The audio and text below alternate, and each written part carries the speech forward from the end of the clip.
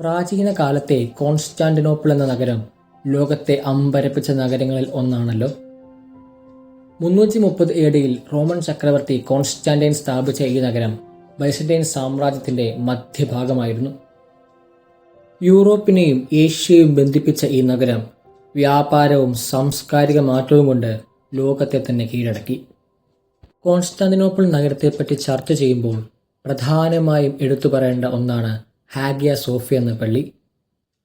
537-ൽ Justinian ചക്രവർത്തിയുടെ കാലത്താണ് ഈ മനോഹരമായ പള്ളി നിർമ്മിക്കുന്നത്.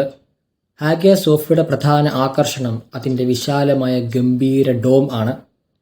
ഏകദേശം 180 അടി ഉയരത്തിലേക്ക് പന്തലിക്കുന്ന ഈ ഡോം ആകാശത്തോട് നീണ്ടു നിൽക്കുന്നു.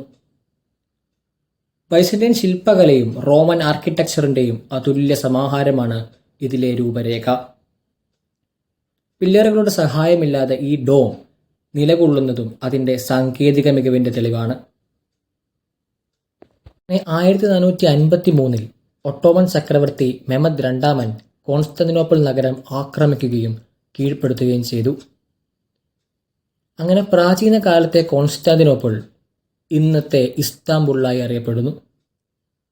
ചരിത്രത്തിൻ്റെ ഒരു അധ്യായം അവിടെ അവസാനിക്കുകയും മറ്റൊന്ന് ആരംഭിക്കുകയും ചെയ്തു. ഇത് വെറും ഒരു നഗരമല്ല, ഇത് കാലത്തിൻ്റെ കാവ്യമാണ്.